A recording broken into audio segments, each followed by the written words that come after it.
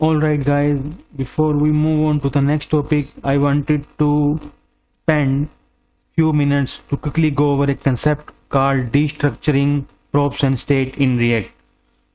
Destructuring is an ES6 feature in React which makes it possible to unpack values from array and properties from objects into distinct variables. So let us first start with the functional component. In the earlier videos in the series, we have created a functional component called greet. So there are two ways through which we can destructure props in functional components. First is to destructure the props by using the function parameter.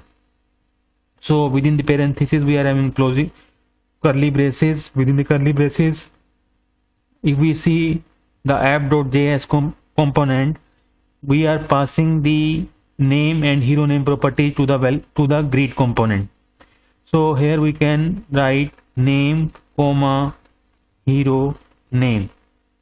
Now we can remove the word props from within the JSX.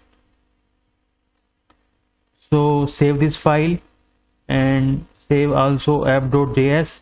You should be able to see the text as desired, that is hello Anjali aka Wonder Woman. Now the second method is to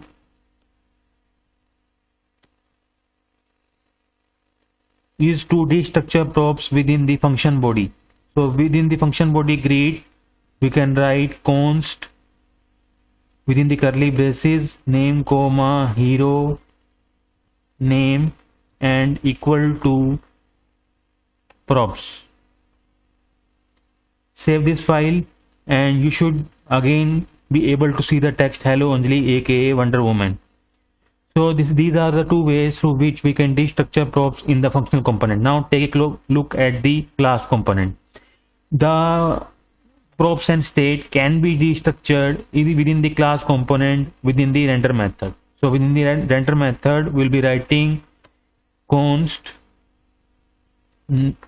If we see again the app.js component, we are again using the same properties name and hero name in the class component welcome.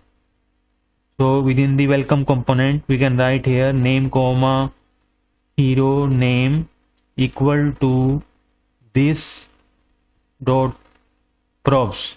So within the JSX, we can omit or remove the word this dot props.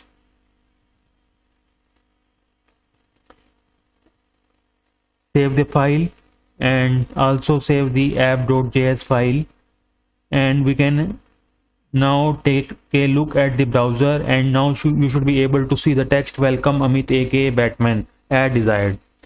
So this is how we can destructure props within the class component.